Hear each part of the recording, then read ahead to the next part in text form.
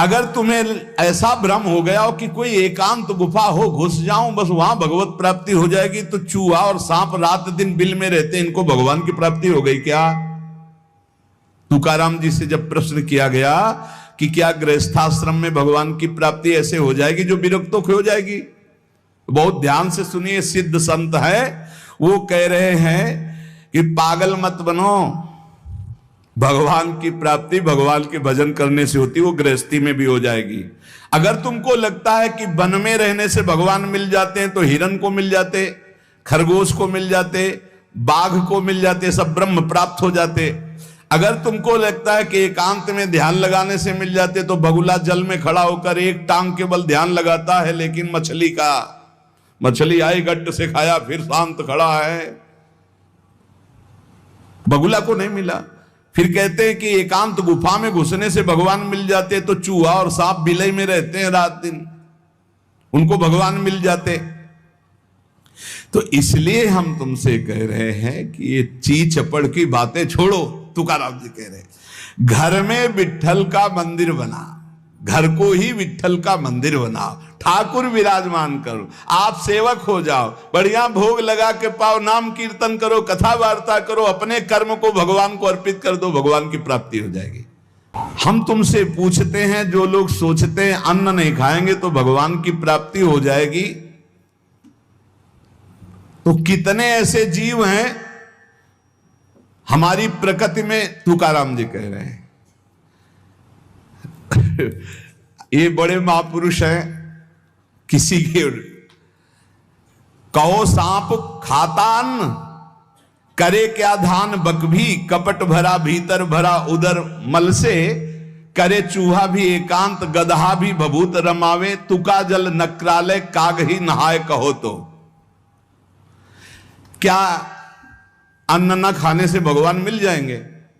अगर हां, तो बहुत से पक्षी ऐसे हैं जो केवल फलाहार रहते हैं, बहुत से ऐसे हैं जो घास चर के रहते हैं, ना वो अन्न खाते हैं ना कुछ और, कुछ है फलाहार, कुछ है तृण चरते हैं, कुछ है पानी पी के केवल रहते हैं। भैया केवल पानी से इन सबको भगवत साक्षात्कार हो जाता है क्या?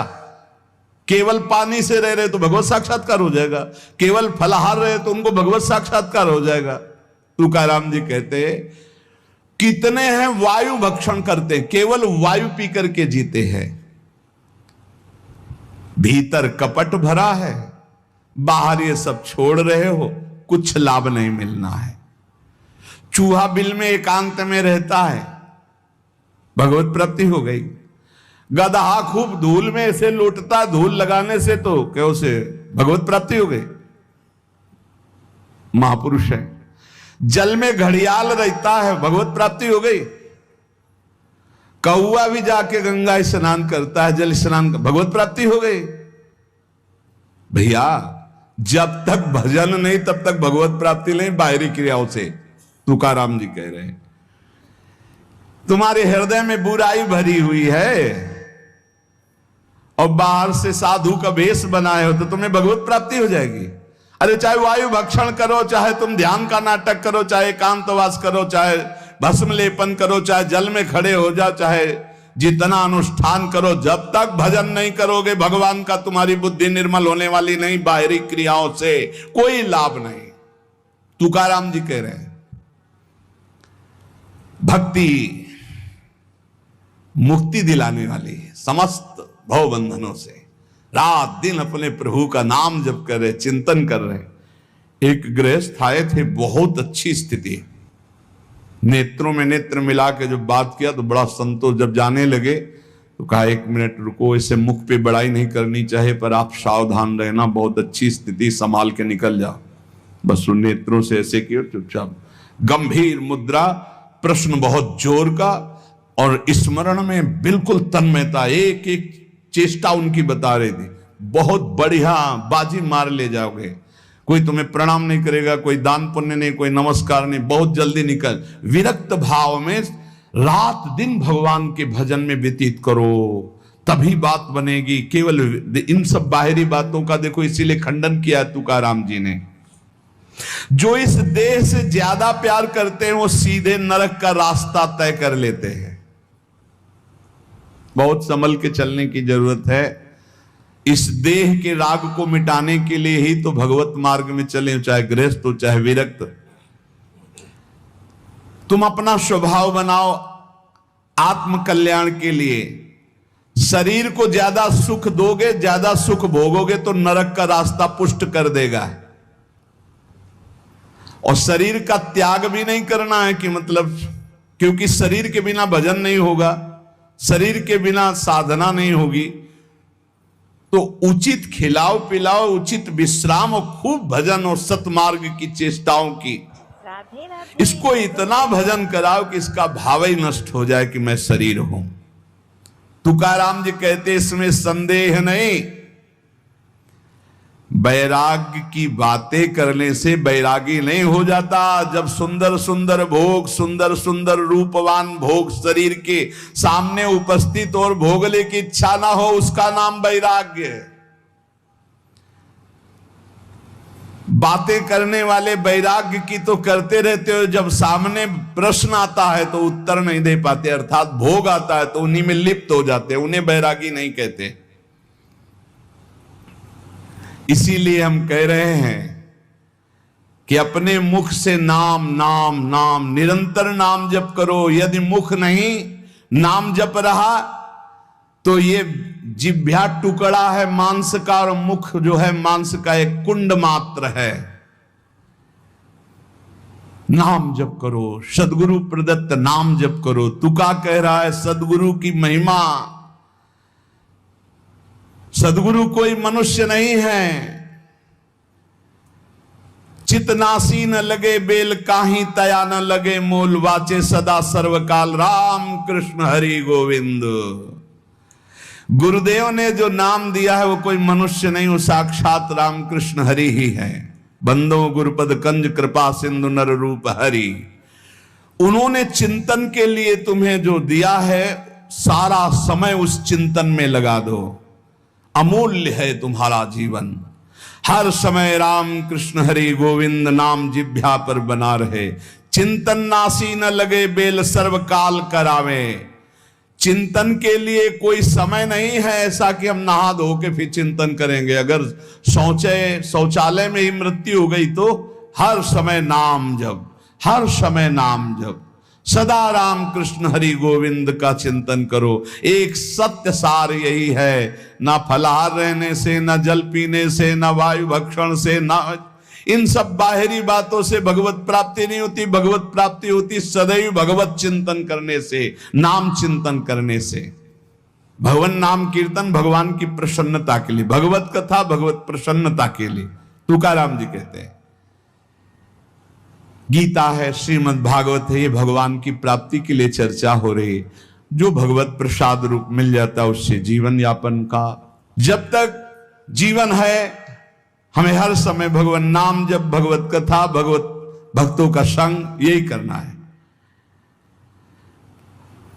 प्रभु के नाम की महिमा प्रभु ही समझ सकते हैं, दूसरा कोई नहीं समझ सकता। या प्रभु समझा दे पुरुषोत्तम तो समझ पावे। कर्म के फेर में पड़ा हुआ जीव अगर अट्टहास करके नाम पुकारने लगे तो कर्म बंधन नष्ट हो जाए। राधा राधा राधा जोर से चीख चीख कर, तो बोले कर्म बंधन विध्वंस होते हैं। जितने के कानों में नाम पड़ेगा सबका मंगल होता चला जाएगा। इससे श्री कृष्ण अधीन हो जाते हैं। विठोबा का नाम, विठोबा की कथा विठोबा को अधीन कर लेते हैं। महापुरुषों के वचन समझने हैं। जैसे सत स्त्री के अधीन उसका पति हो जाता है, उसके आचरण, उसका व्यवहार अपने पति को अधीन कर ले, ऐसे सद्भक्त भगवान को अधीन कर लेते हैं। यहां तुकाराम जी भगवान की अधीनता के लिए कह रहे हैं, तुम अपने परमार्थ को खो मत। तुकाराम कह रहे हैं धन के अधीन हो जाना, काम के अधीन हो जाना, नरक की यात्रा करना है। इसलिए विठोबा के अधीन हो जाओ, रात दिन नाम कीर्तन करो। तुम्हारी वांछा पूर्ण हो जाएगी, तुम्हारी मनोकामनाएं पूर्ण हो जाएंगी। कभी भी उपासक भेद मत में पढ़कर तर्क वितर्क न करे। हरि हर सब एक हैं, हरि हर सब एक हैं। जैसे पीछे कहा था ठाकुर ठाकुर सब एक है, संत संत सब एक, और जो संतन का सेवन करे सो जागे शुद्ध विवेक। ऐसे यहां कह रहे तुकाराम जी के हरिहर में भेद नहीं है। जो भेद फैलावे, लड़ाई झगड़ा करे, ऐसे से दूर रहना। मिठास में चीनी है, चीनी के खिलौने बने हैं। एक सवार बना हुआ है, एक घोड़ा बना हुआ है। दोनों में चीनी क्या कम है क्या? बराबर चीनी है।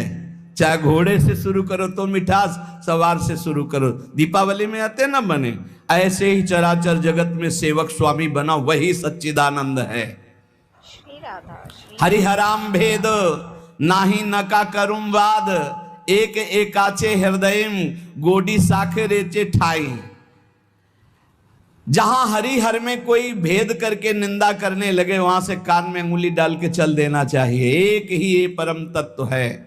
ये झूठ मूठ अज्ञानी जन बहस करते रहते हैं। इनके हृदयों में बिल्कुल भगवदानंद की मिठास नहीं है। इनकी बातें नहीं सुननी चाहिए। भेद करने वालों की दृष्टि में जो माया का पर्दा लगा हुआ है, भक्तों की दृष्टि में वो पर्दा नहीं होता। वो बेपर्द देखते हैं कि सर्वत्र एक ही भगवान विराजमान है।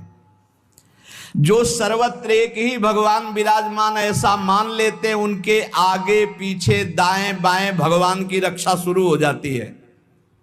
ध्यान रखना। जो सर्वत्र अपने भगवान को देखते कि सब रूपों में मेरा ही भगवान है, तो कह रहे देवु उभा मांगे पुंडे उगवी कोंडे संकटा। कोई संकट उसे छू नहीं सकता। चारों तरफ से भगवान की सुरक्षा रहती है उस भक्त के जीवन में। विश्वास करो इस बात पर। चारों तरफ से भगवान सुरक्षित रखते हैं। और जो सदैव संतों का स्तवन करके भगवान का भजन करता रहता है, उसमें कोई ऋण नहीं रह जाता। यह भी एक प्रश्न आया था, यह देव ऋण, ऋषि ऋण, मातृ ऋण, पितृ ऋण, इनसे कैसे ऋण हुआ जाए। क्या कह रहे हैं तुकाराम जी? जो संतों का स्तवन करता है, उसके हृदय में भक्ति होती, जो भगवान का भक्त होता है, उसका कोई ऋण नहीं रह जाता। सब ऋण मुक्त हो जाते हैं। एकादशी स्कंद में भगवान श्री कृष्ण चंद्र जी ने उद्धव जी से कहा है, जो मेरा अनन्य भाव से निरंतर चिंतन करता है, उसे मैं सब ऋणों से मुक्त करता हूं। देव ऋण, ऋषि ऋण, पितृ ऋण, मातृ ऋण, इनसे उऋण होने के लिए प्राणपन से श्री हरि के चरणों का चिंतन करो। जैसे जैसे कोई भगवान का ध्यान करता है, भगवान का प्रभाव उसमें उतरने लगता है। चाहे वो सगुण चाहे निर्गुण, जैसा चाहे वैसा साक्षात्कार कर लेता है। ये बहुत बड़े महापुरुष के वचन हैं, बहुत ध्यान से सुनो, पकड़ो। तुम्हें किसी के आगे घिघियाने की जरूरत नहीं, भगवान का स्मरण करने की जरूरत है, भगवान का ध्यान करने की जरूरत है। जैसे जैसे कोई भगवान का ध्यान करता है, तो भगवान के सब सद्गुण उसमें आने लगते हैं।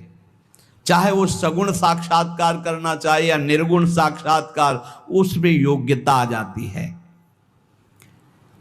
म्याणे विठ्ठल ब्रह्मो नवे त्वाचे बोलो नाई कावे। महाराष्ट्र भाषा में कहते हैं, मेरे तो सर्वस्व ब्रह्म विठ्ठल भगवान है।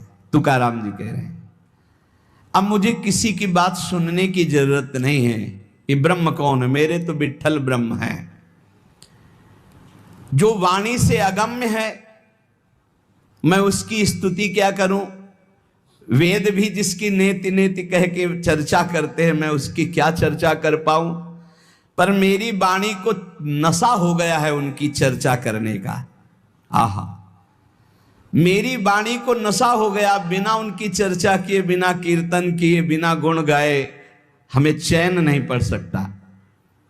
कोई ना हो तो ठाकुर जी को श्रोता बना के सुनाने लगो, ऐसा नशा होना चाहिए। सुनो, अपनी चर्चा आप ही सुनो। ठाकुर जी के सामने बैठ जाए और वाणी लेकर उन्हीं की चर्चा उन्हीं को सुनावे। संसारिक आदमी कर्मेंद्रियों से प्रेरित होकर कर्म करता है, वासना से प्रेरित होकर। नाना प्रकार के सुख दुख भोगता है, पर हम कायिक, वाचिक, मानसिक केवल अपने विठ्ठल के लिए कर्म करते हैं। ये बात समझो। संसारिक आदमी कर्मेंद्रियां भाग रही भोगों की तरफ, कर्म करता है, पाप या पुण्य, सुख या दुख भोगता है। लेकिन भक्त कायिक, वाचिक, मानसिक अपने प्रभु को सामने रख करके चेष्टा करता है, और उसका कोई ठौर ठिकाना प्रभु के सिवा कोई है नहीं, और प्रभु आनंद सिंधु